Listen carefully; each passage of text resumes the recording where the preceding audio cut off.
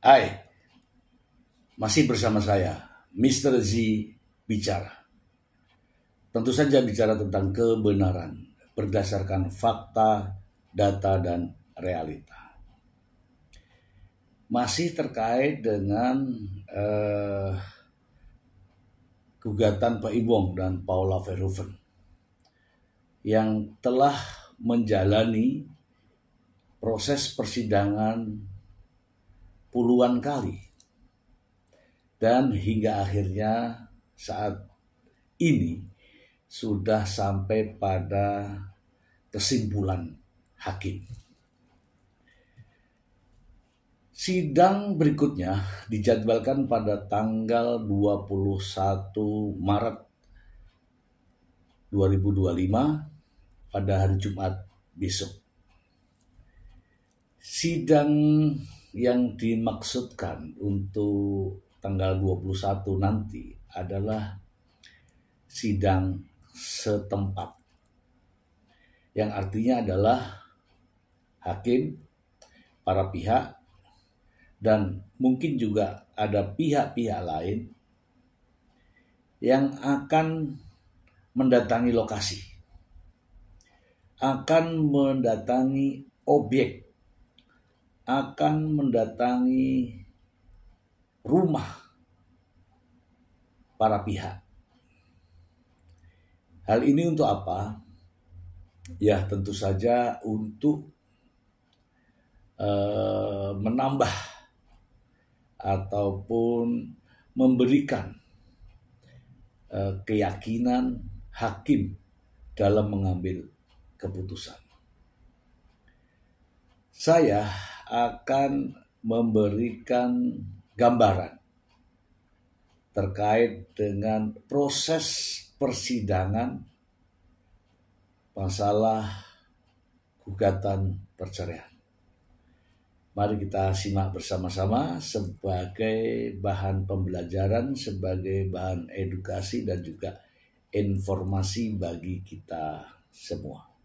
Dalam proses gugatan perceraian, yang pertama adalah mengajukan permohonan gugat cerai, ya. Kemudian membayar biaya panjarnya, ya, membayar biaya perkara. Kemudian prosesnya yaitu menunggu panggilan sidang.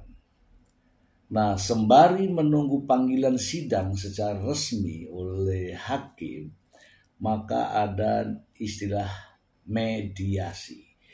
Mediasi ini tentunya memakan waktu yang tidak banyak, ya, karena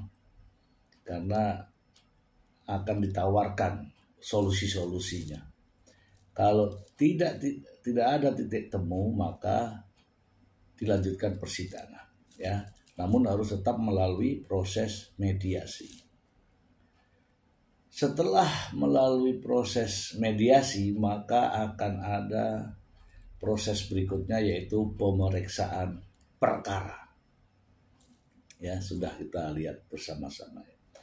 Proses pemeriksaan perkara ini mulai dari penggugat diberikan waktu untuk membuktikan dalil-dalilnya, mendatangkan saksi, mendatangkan ahli, menyerahkan bukti-bukti dan mendalilkan semua yang ada dalam dalil gugatan. Ini kesempatan diberikan hakim kepada penggugat. Setelah sekian lama waktu diberikan kepada penggugat, maka pada kesempatan berikutnya waktu ini diberikan kepada tergugat untuk menjawab apa-apa yang didalilkan oleh penggugat. Jadi kesempatan bagi penggugat untuk menjawab atau menghadirkan bukti baru, saksi-saksi yang relevan, dan juga bukti rekaman video ataupun bukti tertulis lainnya. Jadi ini semua dalam proses pemeriksaan. Dalam bahasa hukumnya ya proses pembuktian. Kemudian setelah proses berjalan, adanya pemeriksaan atau pembuktian dari pihak penggugat, kemudian ada juga dari tergugat, maka dari sinilah akan ada yang namanya kesimpulan. Kesimpulan diartikan bahwa dalam proses persidangan yang sudah berlangsung sekian lama ini, ada atau tidak terkait dengan perbuatan yang didalilkan oleh penggugat dengan segala macam pandangannya. Kemudian bagaimana dengan tanggapan atau jawaban dari tergugat dengan segala macam pandangannya. Nah, kesimpulan inilah yang nantinya disepakati apakah bisa menjadi dasar sebagai putusan. Kemudian setelah adanya kesimpulan, maka hakim atas permintaan penggugat atau atas permintaan tergugat dengan kesepakatan bersama, maka dapat melakukan pemeriksaan setempat. Ini waktunya hanya 1 kali. Pemeriksaan setempat dimaksudkan agar hakim dalam mengambil keputusan nanti juga berdasarkan atas pemeriksaan setempat ini. Ya, kalau dalam bahasa hukum lainnya adalah pemeriksaan di lokasi. Setelah pemeriksaan setempat yang waktunya hanya 1 kali, maka ada waktu untuk sidang berikutnya, yaitu membacakan putusan cerai yang dikabulkan oleh hakim, kemudian juga terkait dengan hak asuh anak yang akan dikabulkan oleh hakim. Ini adalah prosedur yang resmi ya, yang harus dijalani oleh pihak pengadilan agama, oleh pihak hakim pengadilan agama dalam kapasitasnya menjalankan prosedur peradilan perdata untuk sidang perceraian. Terkait sidang lokasi atau sidang setempat atau pemeriksaan setempat, ini diatur oleh SEMA ya, Surat Edaran Mahkamah Agung nomor 5 tahun 99 tahun 1999, teman-teman.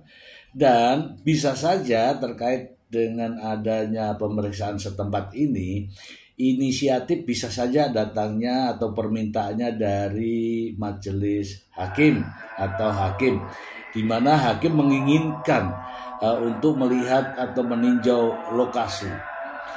Ini sah-sah saja ya teman-teman ya, dan biaya terkait dengan ongkos transportasi dari hakim dari pengadilan ke lokasi ini ditanggung oleh penggugat ya teman-teman ya, ditanggung oleh penggugat atau orang yang paling berkepentingan.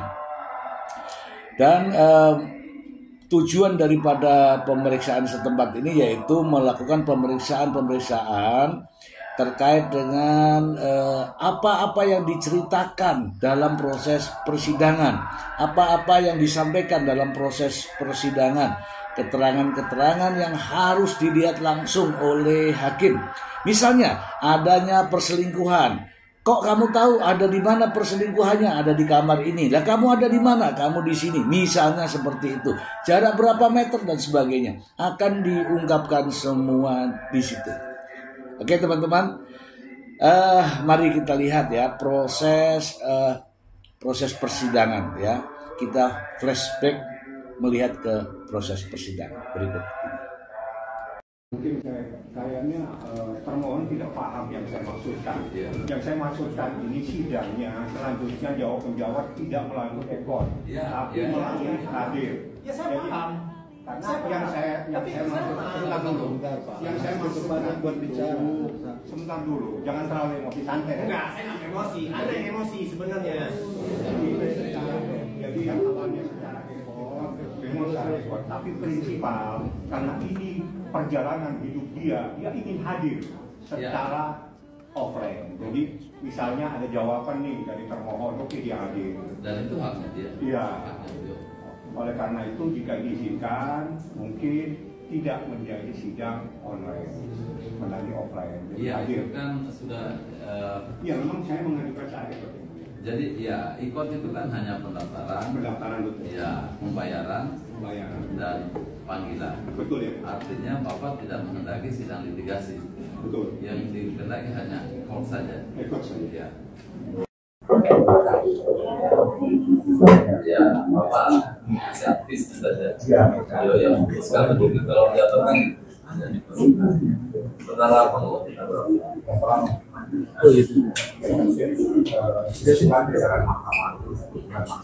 Oh ininya mana? Oh yang kabutnya tebel itu. Kok cerai sih mas kayaknya kok di film kayak mesra banget gitu. Sampai kamar tidurnya kelihatan. Acting. Gila ya. Nomor antrian 25. Silakan menuju pos layanan hukum. Walaupun proses cerainya jalan terus, banyak hal yang bisa disebutkan dalam perspektif saya disebut berhasil sebagian. Jadi nomor antrian 25. Silakan menuju pos layanan hukum. dan kami itu tidak berhasil habis kalau awal itu cukup ini saja nantinya sudah hal-hal yang tidak lagi boleh dibanding, tidak lagi boleh dibanding. Kalau nanti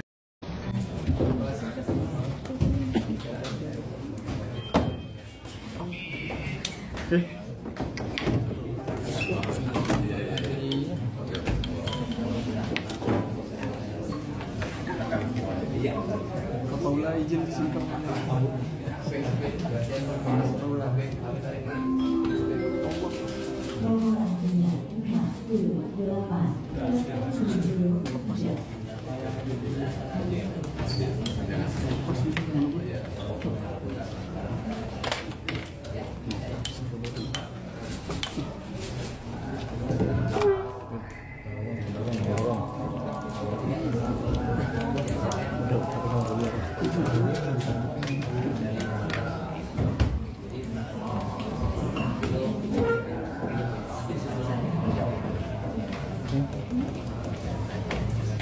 baik, terima kasih data-data advokat.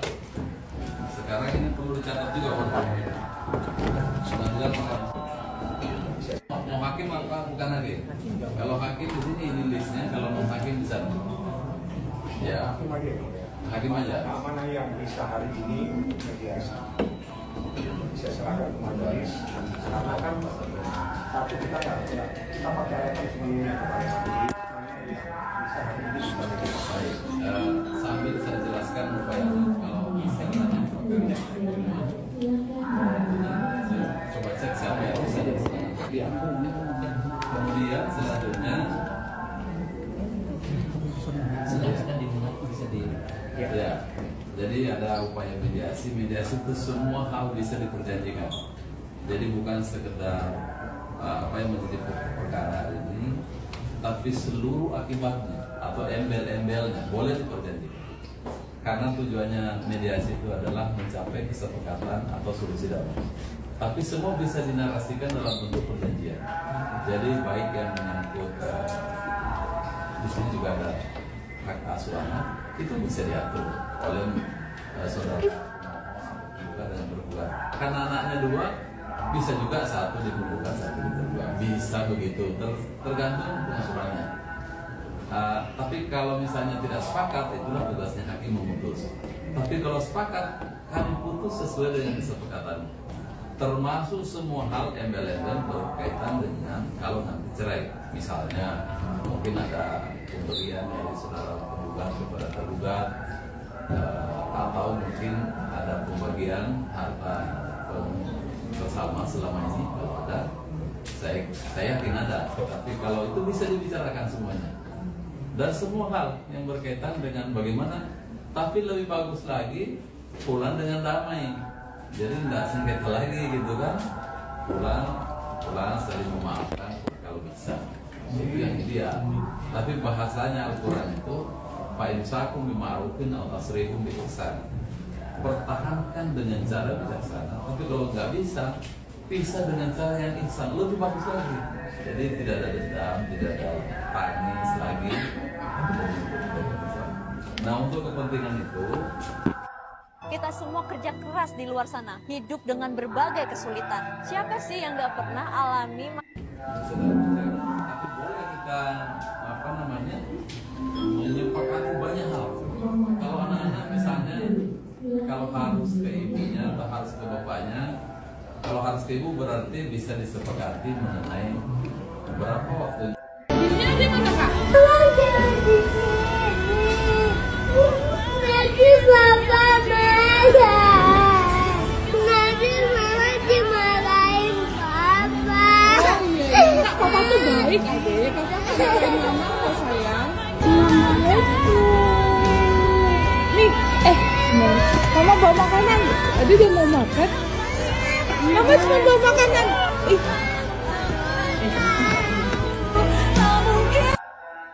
Iya, aku doa di rumah Allah nih langsung nih, mudah-mudahan dia dapetin yang dia zolimin saya pas waktu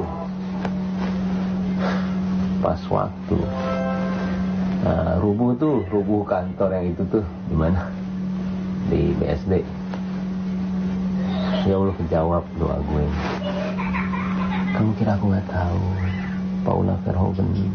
Aku nggak bahas tuh, males berantem. Aku anggap itu angin, tapi itu sakit banget aku sebagai suami. Aku sakit banget. Dia doain supaya ini terjadi. Terus istri macam apa? Ini tuh hubungan kita. Abis itu kau bilang, makanya gue nggak izin kalau ke umroh. Hah?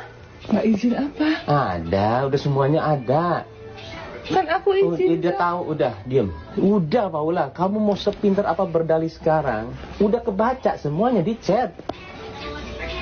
Itu kamu yang nulis. Bukan, maksud aku adalah aku tuh sebenarnya istilahnya ngobrol ke situ tuh supaya apa yang ada di isi hati aku aja. Maksudnya aku istilahnya apa sih? Ngomong apa? Ini ngomong yang mana nih? Bukan, maksud aku adalah kamu hanya bilang waktu itu kan bilang di chat aja bilang, makanya aku nggak mau izin kalau misalnya nggak usah izin ke umroh.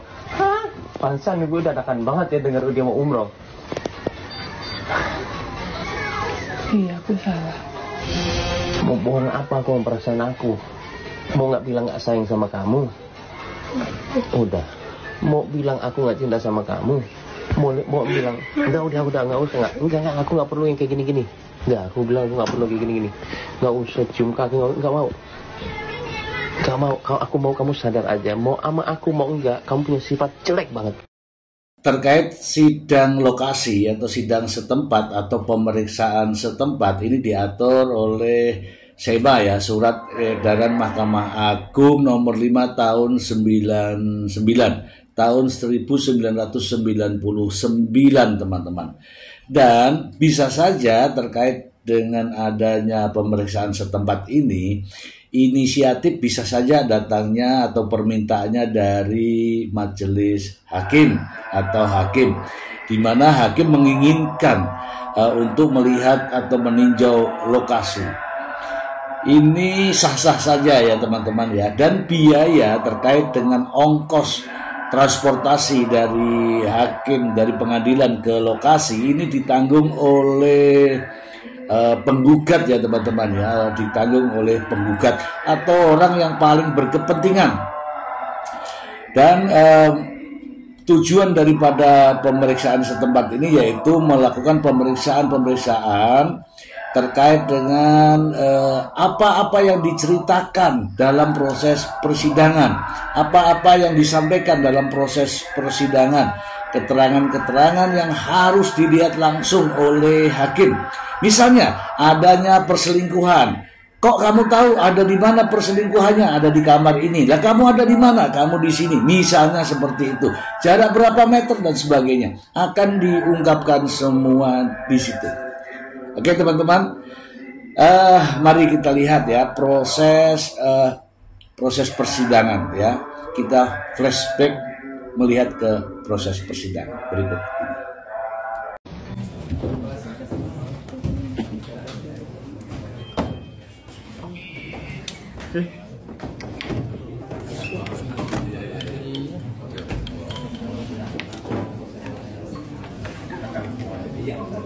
Paula izin disingkat.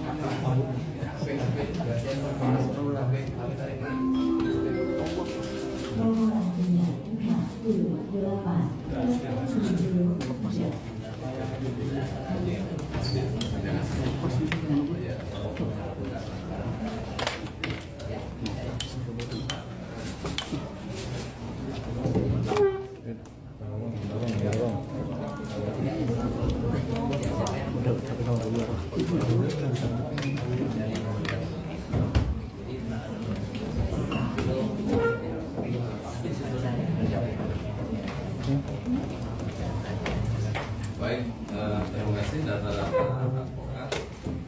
Sekarang ini perlu dicatat juga Pak. Pengadilan mau hakim apa bukan hakim? Kalau hakim di sini ini listnya, kalau non hakim di sana.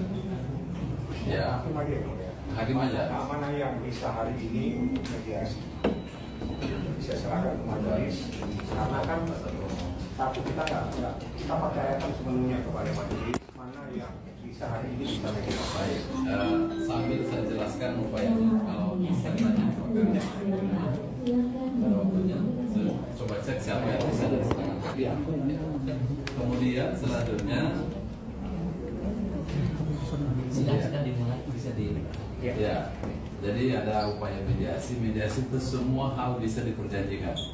Jadi bukan sekedar apa yang menjadi pokok perkara hari ini, tapi seluruh akibatnya atau embel-embelnya boleh diperjanjikan. Karena tujuannya mediasi itu adalah mencapai kesepakatan atau solusi damai. Tapi semua bisa dinarasikan dalam bentuk perjanjian. Jadi baik yang menyangkut di sini juga ada hak asuh anak, itu bisa diatur oleh saudara pemohon atau penggugat dan bergugat. Karena anaknya dua, bisa juga satu dipergugat, satu ditergugat. Bisa begitu, tergantung pengaturannya. Tapi kalau misalnya tidak sepakat, itulah tugasnya hakim memutus. Tapi kalau sepakat, kami putus sesuai dengan kesepakatan. Termasuk semua hal embel-embel berkaitan dengan kalau nanti cerai. Misalnya mungkin ada pemberian dari saudara penggugat kepada tergugat, atau mungkin ada pembagian harta bersama selama ini. Kalau ada, saya yakin ada. Tapi kalau itu bisa dibicarakan semuanya.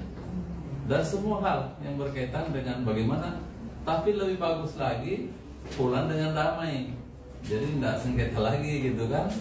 Pulang saling memaafkan kalau bisa. Itu yang ideal. Tapi bahasanya Al-Quran itu fa'imsakum bima'rufin aw tasrihum biihsan. Pertahankan dengan cara bijaksana. Tapi kalau nggak bisa, pisah dengan cara yang ihsan, lebih bagus lagi.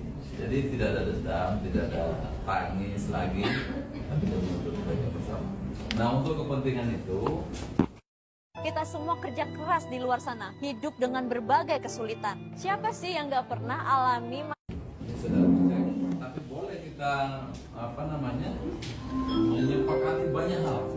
Kalau anak-anak misalnya Kalau harus ke ibunya atau harus ke bapaknya, kalau harus ke ibu berarti bisa disepakati mengenai berapa waktu. Demikian, maka dalam waktu 1 minggu ke depan maka sudah akan ada putusan, yaitu putusan cerai antara Mbak Imbong dan Paula Verhoeven, dan juga putusan akibat perceraian, yaitu adanya penyerahan hak asuh anak yang kalau disesuaikan dengan hukum ya yang berlaku dalam hal ini adalah kompilasi hukum Islam, maka bisa dipastikan bahwa hak asuh anak akan diberikan kepada ibunya, dan kewajiban dari ayahnya adalah memberikan nafkah pemeliharaan selama perjalanan hidup hingga anak dewasa. Demikian saudara-saudara, teman-teman semua, semoga bermanfaat. Terima kasih.